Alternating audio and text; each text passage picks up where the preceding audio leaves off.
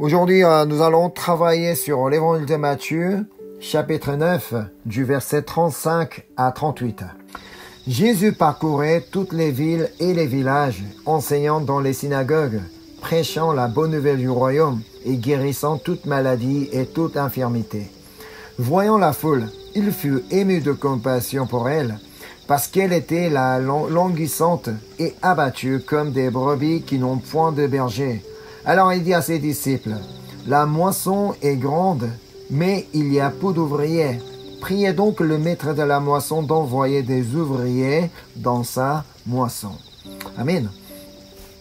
Le passage d'aujourd'hui nous apprend ce qui a été les trois principaux ministères de Jésus. Comme on peut le lire au verset 35. Premièrement, enseigner dans les synagogues. Deuxièmement, prêcher la bonne nouvelle du royaume. Et enfin, troisièmement, guérir toute maladie et toute infirmité.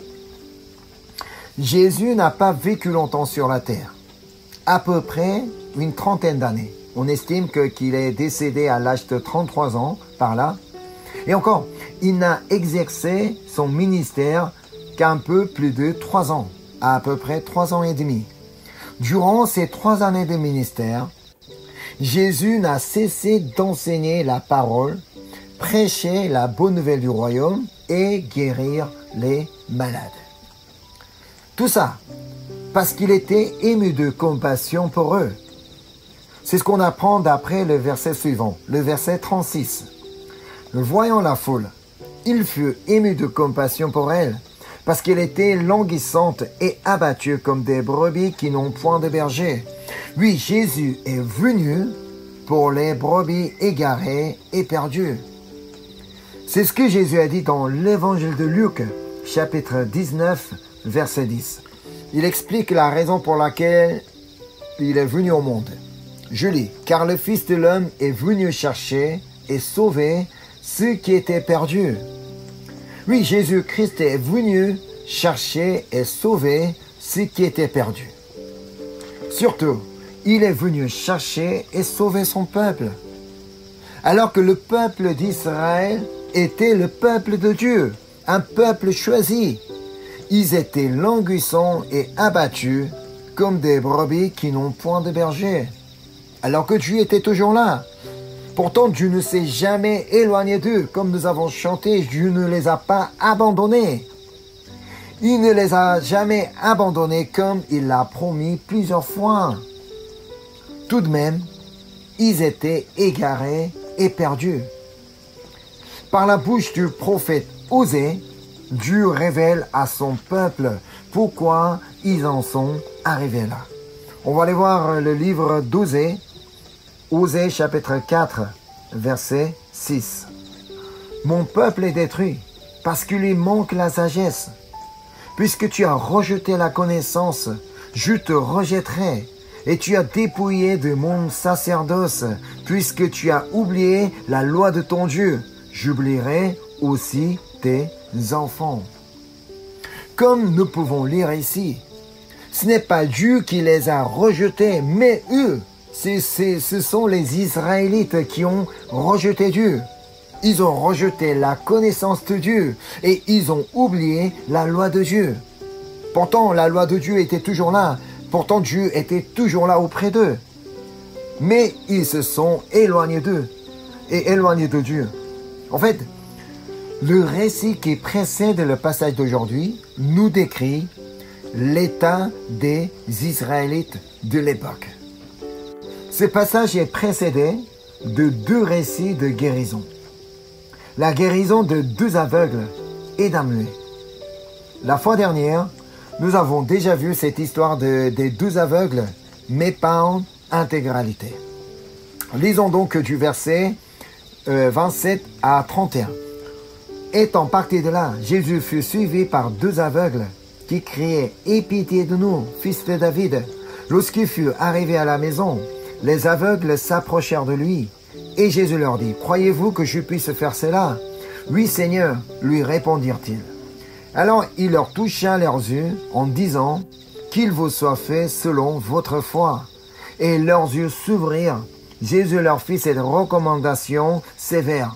Prenez garde que personne ne le sache. Mais dès qu'ils furent sortis, ils répandirent sa renommée dans tout le pays. Ici, nous avons à retenir 3 points importants. Tout d'abord, leur façon de crier à Jésus, puis leur guérison, et troisièmement, enfin, la recommandation de Jésus. Commençons d'abord par leur façon de crier à Jésus. D'après le verset 27, on apprend comment ils ont crié à Jésus. Le verset 27. « Étant parti de là, Jésus fut suivi par 2 aveugles qui criaient « Aie pitié de nous, fils de David !» Ils ont crié « Aie pitié de nous, fils de David !» Cela signifie qu'ils savaient qui était ce Jésus. Ils étaient aveugles. Ils ne voyaient pas Jésus, mais pas en esprit. Ils croyaient en Jésus car leurs yeux spirituels étaient ouverts. Même s'ils étaient aveugles, ils ne voyaient pas vraiment, véritablement Jésus qui était en face d'eux. Mais leurs yeux spirituels étaient ouverts. Cependant, la plupart des Israélites étaient aveugles spirituels parce qu'ils ont rejeté la connaissance de Dieu et la loi de Dieu. Ils avaient les yeux ouverts, mais leurs yeux spirituels étaient fermés malheureusement. C'est ce que Jésus a exprimé aux pharisiens dans l'évangile de Jean. On va aller voir l'évangile de Jean, chapitre 9, versets 40 et 41. Quelques pharisiens qui étaient avec lui, ayant entendu ces paroles, lui dirent « Nous aussi sommes-nous aveugles ?» Jésus leur répondit « Si vous étiez aveugles, vous n'auriez pas de péché. Mais maintenant vous dites « Nous voyons ». C'est pour cela que votre péché subsiste.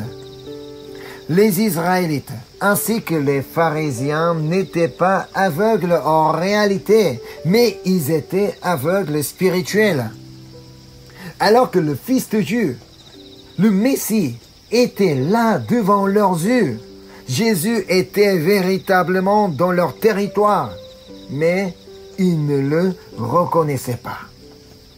La personne qu'ils voyaient devant eux était Jésus, Christ, le Messie était là, mais ils ne le reconnaissaient pas. Par contre, ces aveugles qui ne voyaient pas véritablement Jésus, ils reconnaissaient Jésus parce que leurs yeux spirituels étaient ouverts. Et comme ils croyaient en Jésus, ils pouvaient non seulement recouvrir la vue, mais aussi être sauvés. Pourtant, pour ceux qui ne croient pas en Jésus, leurs péchés subsistent. Parce que ceux qui ne croient pas en Jésus, leurs péchés ne sont pas encore pardonnés. C'est pourquoi on dit que leurs péchés subsistent. Voilà les pharisiens et beaucoup d'Israélites ne croyaient pas en Jésus. C'est pourquoi leurs péchés subsistaient. C'est pourquoi Jésus leur a dit « Je ne suis pas venu appeler à la repentance des justes, mais des pécheurs. » C'est pour sauver les pécheurs que Jésus-Christ est venu au monde. Enfin, Dieu a envoyé son Fils Jésus-Christ au monde, auquel se trouvent de nombreux aveugles spirituels. C'est ce que dit Jean chapitre 3, versets 16 et 17. C'est le passage qu'on parle vraiment ce qu'est l'évangile, ce qu'est la bonne nouvelle.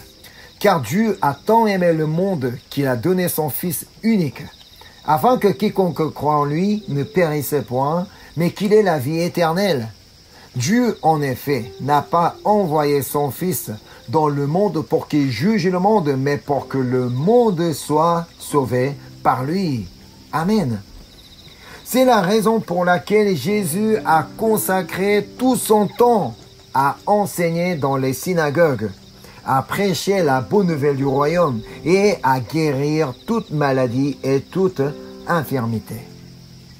À enseigner dans les synagogues où se trouvaient des aveugles spirituels, à prêcher la bonne nouvelle du royaume pour des brebis qui n'ont point de berger. Ils ne savaient plus où aller et que faire pour obtenir la vie éternelle. puisque Jésus était là. Le bon berger était là, était présent. Il n'avait qu'à le suivre et à croire en lui pour avoir la vie éternelle. Et encore, à guérir toute maladie et infirmité. Là, ici, on ne parle pas forcément des maladies physiques, mais aussi mentales et spirituelles. C'est ce qu'on peut apprendre d'après chapitre 4, verset 24. Donc, on va retourner dans l'évangile de Matthieu, chapitre 4, verset 24. Sa renommée se répandit dans toute la Syrie et on lui amenait tous ceux qui souffraient de maladies et de douleurs de divergents, des démoniaques, des lunatiques et des paralytiques, et il les guérissait. On amenait à Jésus tous ceux qui souffraient de maladies et de douleurs de divergents, ceux qui souffraient de maladies spirituelles, mentales et physiques. Voilà, les démoniaques, ce sont des malades spirituels. Des lunatiques, ce sont des malades mentales. Et encore des paralytiques, ce sont des malades physiques. C'est pourquoi on raconte qu'on a amené un démoniaque muet à Jésus. C'est le récit qui précède le passage d'aujourd'hui. On passe au chapitre 9. Matthieu, chapitre 9, du verset 32 à 34. Comme il s'en allait, voici on amena à Jésus un démoniaque muet. Le démon ayant été chassé, le muet parla. Et la foule étonnée disait, jamais pareille chose ne s'est vue en Israël. Mais les pharisiens dirent, c'est par le prince des démons qu'il chasse les démons. Il est intéressant de voir que ce muet était un démoniaque muet. Ça veut dire, il est devenu muet à cause du démon qui était en lui. Autrement, le mauvais esprit lui empêchait de parler. C'est le mauvais esprit qui était en lui, l'empêchait de parler. C'est lui qui l'a rendu muet. Alors pourquoi? Pourquoi le démon l'a rendu muet? Ici, il est important pour nous de comprendre quel est le but pour lequel Dieu nous a créés. C'est ce qu'on va aller voir dans Ésaïe, chapitre 43, verset 21. Le peuple que je me suis formé publiera mes louanges. Dieu nous a créés afin qu'on publie ses louanges.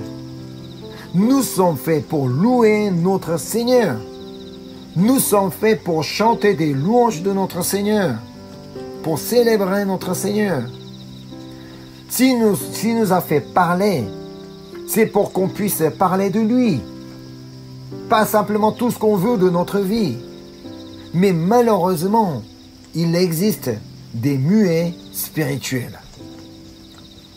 Cela ne signifie pas être incapable de parler, mais prononcer des paroles qui ne sont pas en accord avec la volonté de Dieu. Des paroles qui n'ont rien à voir avec le Seigneur. Qu'en est-il de mon cas? Est-ce que je ne prononce pas des paroles qui ne sont pas en accord avec la volonté de Dieu? Est-ce que je ne prononce pas tout ce que je veux, peu importe la volonté de Dieu? Je ne compte pas, même si ça blesse quelqu'un ou ça peut faire mal quelqu'un, mais peu importe. Mais je veux dire tout ce que je veux. Je dis tout ce que je veux. Non, il ne faut pas. Nous sommes faits pour la gloire de Dieu et pour publier ses louanges. Dieu nous a donné la bouche et notre langue pour publier ses louanges. Dieu ne veut pas que nous devenions des muets spirituels. C'est pourquoi il nous avertit dans Éphésiens chapitre 4 verset 29. Qu'il ne sorte de votre bouche aucune parole mauvaise, mais s'il y a lieu, quelques bonnes paroles qui servent à l'édification et communiquent une grâce à ceux qui l'entendent. Amen. C'est pourquoi nous avons besoin de Jésus. Car Jésus est le seul capable de chasser le démon. Le démon essaiera sans cesse de nous séduire. afin qu'il sorte de notre bouche de paroles mauvaises, car il ne veut pas que nous fassions la volonté de Dieu. Il va nous séduire. Ah mais vas-y, t'es fâché alors, donc dis des gros mots. Vas-y, crie sur cette personne-là, parle mal de cette personne. Lui, il est mauvais. Vas-y, dis tout ce que tu veux. C'est ainsi que le démon nous séduit. Mais lorsque Jésus demeure en nous, que se passe-t-il? Il va chasser le démon pour que nous puissions dire des bonnes paroles qui servent à l'édification et communiquent une grâce à ceux qui l'entendent. Nous seuls, on peut facilement devenir un muet spirituel parce que nous sommes naturellement pécheurs. Il est donc important de rappeler cette confession de Paul écrite dans Galates chapitre 2 verset 20. J'ai été crucifié avec Christ. Et si je vis, ce n'est plus moi qui vis, c'est Christ qui vit en moi. Si je vis maintenant dans la chair, je vis dans la foi au Fils de Dieu qui m'a aimé et qui s'est livré lui-même pour moi. Amen.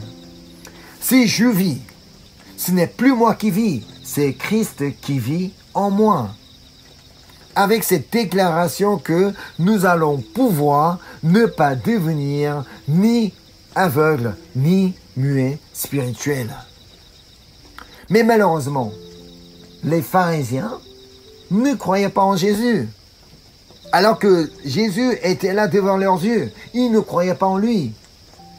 Alors c'est eux-mêmes qui vivaient en eux. Revenons au passage de tout à l'heure pour lire à nouveau ce qu'ils ont dit. Revenons à Matthieu chapitre 9, verset 34.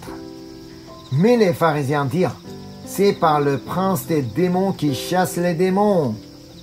Oh là là, mais devant leurs yeux, Jésus a chassé le démon.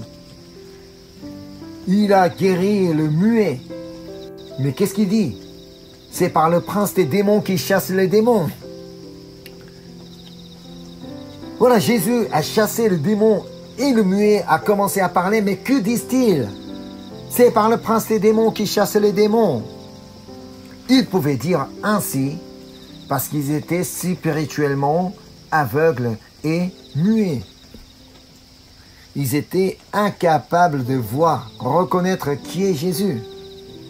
Même aujourd'hui, il n'est pas difficile de trouver des gens qui parlent comme ces pharisiens. Parce qu'ils ne croient pas en Jésus. C'est pas étonnant. C'est quelque chose qui leur arrive. Dieu veut que nous soyons émus de compassion pour ces personnes. Parce qu'ils sont languissants et abattus comme des brebis qui n'ont point de berger. Alors, que peut-on faire pour eux? Nous n'avons qu'à faire ce que Jésus a fait. Avant tout, il est essentiel qu'on soit ému de compassion d'eux comme Jésus. C'est pourquoi il nous invite à avoir les sentiments qui étaient en Jésus-Christ. C'est ce qu'on peut lire dans l'Épître aux Philippiens, chapitre 2, du verset 5 à 8. Ayez en vous les sentiments qui étaient en Jésus-Christ, lequel, existant en forme de Dieu, n'a point regardé comme une proie à arracher d'être égal avec Dieu, mais s'est dépouillé lui-même en prenant une forme de serviteur, en devenant semblable aux hommes. Et ayant paru comme un simple homme, il s'est humilié lui-même, se rendant obéissant jusqu'à la mort, même jusqu'à la mort de la croix. Nous sommes naturellement pécheurs. Nous demeurons pécheurs, même si nous sommes devenus maintenant pécheurs pardonnés. Mais que pécheurs pardonnés, nous ne sommes pas devenus quelqu'un parfait ou juste. Voilà pourquoi, si le Christ Jésus n'habitait pas en nous, il nous est impossible d'avoir les sentiments qui sont en lui. Si je vis, ce n'est plus moi qui vis, c'est Christ qui vit en moi. Lorsque Jésus, qui s'est humilié lui-même, se rendant obéissant jusqu'à la mort, même jusqu'à la mort de la croix, vit en moi, que je pourrais enfin être ému de compassion de ceux qui ne croient pas en Jésus. Tant que les sentiments qui étaient en Jésus-Christ ne sont pas en moi, je ne serai jamais ému de compassion, même si je vois des chrétiens, des non-chrétiens autour de moi, des gens de d'autres religions, des gens qui ne croient pas du tout, des athées. On ne serait jamais ému de compassion d'eux. C'est pourquoi il est important d'avoir les sentiments qui étaient en Jésus-Christ. C'est la raison pour laquelle Jésus a continuellement enseigné dans les synagogues, a prêché de la bonne nouvelle du royaume et a guéri toute maladie et toute infirmité. Jésus a enseigné dans les synagogues pour que les Israélites comprennent correctement la parole de Dieu. Vous savez que les synagogues étaient réservées qu'aux Juifs. Les païens d'autres nationalités ne pouvaient pas entrer dans leur synagogue. Ça veut dire, Jésus se rendait dans des synagogues afin d'y rencontrer des Juifs qui croyaient avoir de bonnes connaissances de la parole de Dieu. Ils se croyaient être parfaits quant à la question de la loi. Mais ce n'était pas vrai. Jésus a déjà souligné l'erreur qu'il commettait. Il commettait des erreurs. C'est ce qu'on peut lire dans l'évangile de Matthieu, chapitre 5, verset 43. Vous avez appris qu'il a été dit, tu aimeras ton prochain et tu haïras ton ennemi. Ici, Jésus ne dit pas, vous avez appris ce qu'il est écrit, mais vous avez appris qu'il a été dit. C'est ce que Jésus dit. Ça veut dire, au niveau de transmission orale, qu'ils ont commis des erreurs. En fait, il y avait des transmissions écrites, mais aussi des transmissions orales. Lorsqu'ils transmettaient de la parole de Dieu à l'oral, ils ont commis des erreurs. Car la loi de Dieu ne dit jamais ça. Allons voir ce que dit la loi. On va aller voir Lévitique, chapitre 19, versets 17 et 18.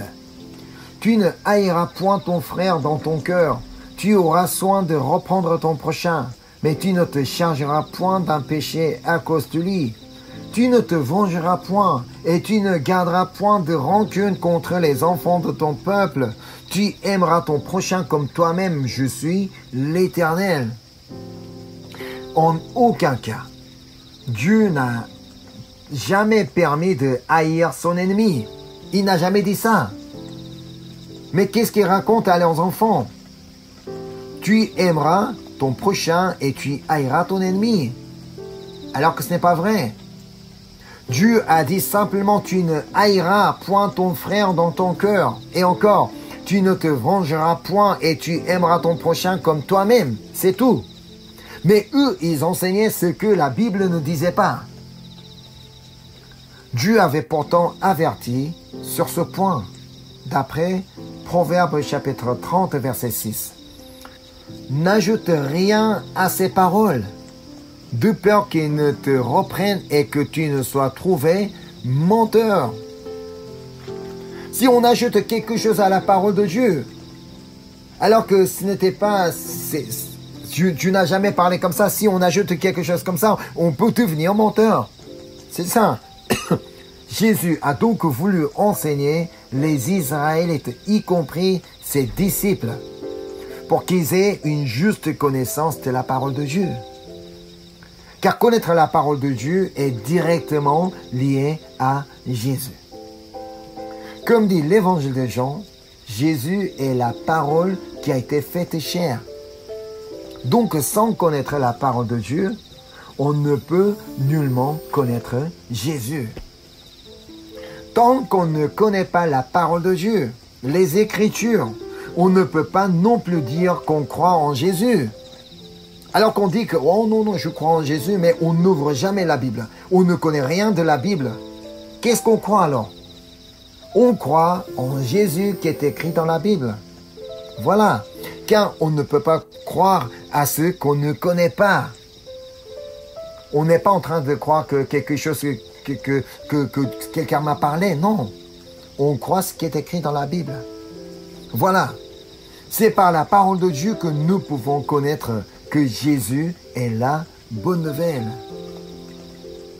Jésus a prêché la bonne nouvelle du royaume parce qu'il est essentiel de croire en lui. Qu'a-t-il prêché à ceux qui l'écoutaient? On va aller voir l'évangile de Jean, chapitre 14, verset 6.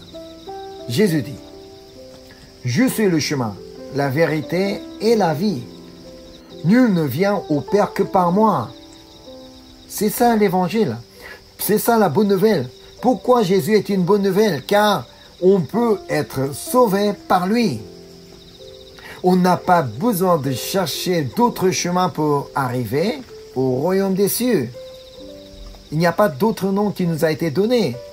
Seul le nom de Jésus-Christ nous sauve. Seul Jésus est notre sauveur. Il suffit de croire en Jésus pour être sauvé. Et on n'a pas à chercher la vérité ailleurs. Il y a des gens, c'est vrai, dans le monde, il y a des gens qui cherchent toujours la vérité. Non, Jésus est la vérité. On n'a pas à aller chercher ailleurs. On n'a pas passé toute notre vie à trouver la vérité. Parce que la vérité est déjà là. Et encore, on n'a pas à chercher la vie ailleurs. Car Jésus est la vie, celui qui nous a donné la vie, surtout la vie éternelle. C'est en Jésus que nous allons vivre éternellement dans le royaume des cieux. Il est primordial de connaître la parole de Dieu, puis en croire. Si on ne connaît pas la parole, on ne peut pas croire. Alors pour pouvoir croire en Jésus, il faut déjà connaître la parole de Dieu. La connaissance ne suffit pas. Il ne faut pas s'arrêter là. Ah oui, je connais beaucoup de paroles de Dieu. Il ne faut pas s'arrêter là. Il faut absolument la foi, comme nous avons étudié la dernière fois. La foi est importante parce qu'il faut croire ce qui est écrit. Même si les pharisiens avaient beaucoup de connaissances de la parole de Dieu, tant qu'ils ne croyaient pas en Jésus, ils ne pouvaient être sauvés. Parce qu'il fallait croire en Jésus. Que se passe-t-il pour ceux qui connaissent la parole et qui croient en Jésus? Évidemment, la guérison, autrement le rétablissement. De même que l'aveugle a recouvré la vue et que le muet a retrouvé la parole.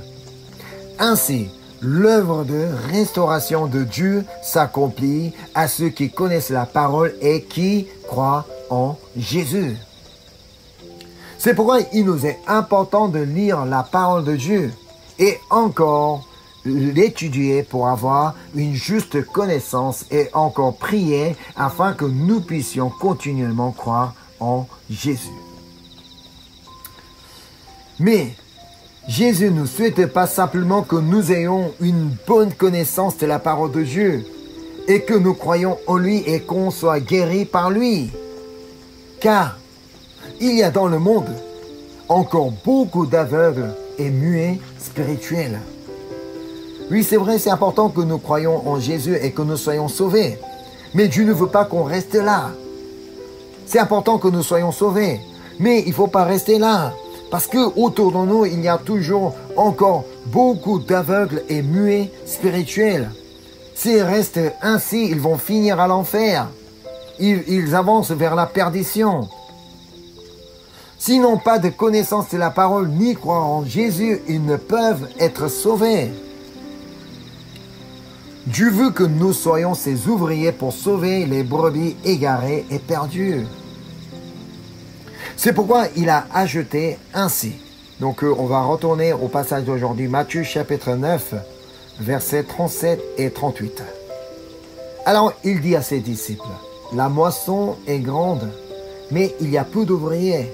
Priez donc le maître de la moisson d'envoyer des ouvriers dans sa moisson. » Effectivement, on doit prier le maître de la moisson d'envoyer des ouvriers dans sa moisson, car la moisson est grande.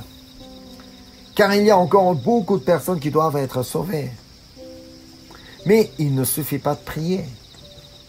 Si on a prié, on doit aussi participer au ministère du Seigneur Jésus en enseignant, en prêchant de la bonne nouvelle du royaume et en guérissant les malades. Vous pouvez vous demander comment je peux enseigner les autres alors que je n'ai pas beaucoup de connaissances de la parole. Ah oui, c'est vrai, donc on peut se dire comme ça. Mais c'est simple. Partagez la parole de Dieu en tant que telle. On n'a pas forcément besoin de donner des explications ou aussi pour partager la parole. Ça veut dire, vous pouvez partager simplement les versets bibliques en envoyant par le message, par les réseaux sociaux. Car la parole de Dieu elle-même est vivante et efficace pour ceux qui lisent la parole. Voilà, c'est ce que disent l'Épître aux Hébreux, chapitre 4, verset 12. Car la parole de Dieu est vivante et efficace, plus tranchant qu'une épée quelconque à deux tranchants, pénétrante jusqu'à partager âme et esprit, jointure et moelle, et juge les sentiments et les pensées du cœur. Nous ne pouvons pas savoir comment cette parole agira sur la personne avec qui je l'ai partagée. La parole de Dieu. Mais sachant que la parole de Dieu est vivante, donc elle sera efficace à qui que ce soit. Puis, comment prêcher de la bonne nouvelle du royaume, comme Jésus a fait? Dire simplement, croyez en Jésus pour suffire. Peut-être certains gens pourront refuser de l'écouter. Mais on peut espérer que cette parole reste imprégnée dans son cœur. Parce qu'une fois qu'on lui dit, croyez en Jésus, là, à ce moment-là, on va pouvoir refuser. Mais cette parole peut rester dans son mémoire. Mais pourquoi cette personne-là me dit que croyez en Jésus? Pourquoi il dit de croire en Jésus? Parce que ça peut susciter donc des questions. Surtout la raison pour laquelle vous croyez en Jésus. Ça veut dire, il n'y a pas plus efficace de partager son expérience personnelle. Ah voilà, donc, comme je crois en Jésus, là j'ai toujours la paix en moi, j'ai toujours la joie en moi. C'est comme ça que partager son témoignage, partager son expérience personnelle, donc au lieu de l'autre personne de pousser à croire, mais simplement lui dire que pourquoi ça fait tellement bien de croire en Jésus. C'est vraiment très efficace. Et encore, on peut se demander comment je peux guérir les malades, alors que je ne suis pas un médecin. Bien sûr que nous ne pouvons pas les guérir. On en est incapable. Mais nous avons un nom puissant pour qui tout est possible. Nous avons un nom. C'est quoi ce nom? Le nom de Jésus. Souvenez-vous ce que Pierre et Jean ont réalisé, un homme boiteux de naissance. On va aller voir dans l'Acte des Apôtres, chapitre 3, versets 6 à 8. Alors Pierre lui dit, je n'ai ni argent ni or, mais ce que j'ai, je te le donne. Au nom de Jésus-Christ de Nazareth, lève-toi et marche. Et le prenant par la main droite, il le fit lever. Au même instant, ses pieds et ses chevilles devinrent fermes. D'un saut, il fut debout et il se mit à marcher. Il entra avec eux dans le temple, marchant, sautant et louant Dieu. Amen. Ce n'est pas nous qui guérissons quelqu'un, mais le nom de Jésus qui guérit. Au nom de Jésus, ce boiteux de naissance a été totalement rétabli. Peut-être jusqu'à ce jour-là, il était un aveugle et muet spirituel. Mais au nom de Jésus, il a été totalement guéri, restauré. Par nos prières dans le nom de Jésus, nous ne pouvons pas savoir ce que Dieu peut réaliser pour nos proches aveugles et muets spirituels. Alors nous pouvons prier au nom de Jésus pour nos proches, surtout pour ceux qui sont aveugles et muets spirituels. Soyons donc les ouvriers du Seigneur. Si nous connaissons la parole de Dieu, il faut aussi la faire connaître aux autres, peut-être en simplement partageant les versets bibliques. Et encore, si nous croyons en Jésus, il faut aussi faire croire en lui les autres. surtout donc les aveugles et muets spirituels. Si nous sommes guéris, il faut aider les aveugles et muets spirituels à être guéris. Souvenons-nous tout ce que Jésus a fait pour nous. Si je reviens à la question ou à la recommandation de Jésus, Jésus a défendu aux aveugles de parler de ce que Jésus a réalisé pour eux. Pourquoi? Pourquoi Jésus a défendu? Parce que il voulait que ces aveugles ne parlent pas simplement comme Jésus, comme un guérisseur. Non, Jésus n'est pas un simple guérisseur, donc quelqu'un qui ne fait que guérir les malades. Non, Jésus est le Christ. Jésus est le Sauveur. Jésus est le Sauveur par qui nous pouvons être sauvés. Jésus est celui qui nous donne la vie. Jésus est la vérité. Mais en fait, c'est tout ce que les gens devaient savoir. Mais si simplement les gens est focalisés sur la guérison, on ne peut pas croire correctement en Jésus. C'est la raison pour laquelle Jésus leur avait défendu de parler de leur guérison. Mais aujourd'hui, nous savons qui est Jésus. Nous savons très bien que nous connaissons déjà la parole de Dieu. Nous savons très bien qui est Jésus et que nous croyons en Jésus. Et que nous savons qu'au nom de Jésus, que tout est possible, même toutes les maladies peuvent être guéries. Alors, Jésus n'est pas un simple guérisseur. Il est notre sauveur, il est notre roi, il est notre vie, il est notre chemin, il est notre vérité. Alors c'est ce Jésus que nous devons partager aux autres, surtout à ceux qui sont aveugles et muets spirituels. Amen.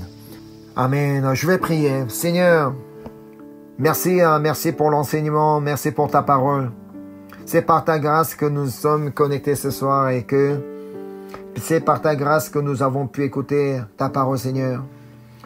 D'après le ministère que Jésus a réalisé, Jésus a exercé sur la terre, nous voulons aussi y participer. Nous voulons aussi aller enseigner.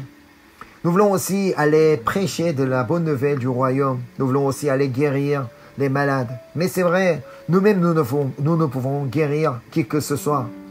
Alors, nous allons prier au nom du Seigneur Jésus-Christ. Nous savons qu'au nom de Jésus, que tout le monde peut être guéri. Alors nous allons commencer à prier pour ceux qui sont aveugles et muets spirituels. Et pour ces personnes-là, nous allons aussi partager de la bonne nouvelle du royaume. Et nous voulons aussi partager notre expérience personnelle pour que ces gens puissent avoir l'occasion de croire, Seigneur. Et aussi, nous voulons aussi partager ton enseignement. Nous voulons aussi aller partager ta parole, Seigneur. Nous savons que ta parole est vivante et efficace. Alors, et nous voudrons vraiment qu'en partageant ces paroles, que les âmes, donc les aveugles et muets spirituels soient guéris et touchés et sauvés, Seigneur. Merci encore une fois pour ta parole. Merci pour ta grâce.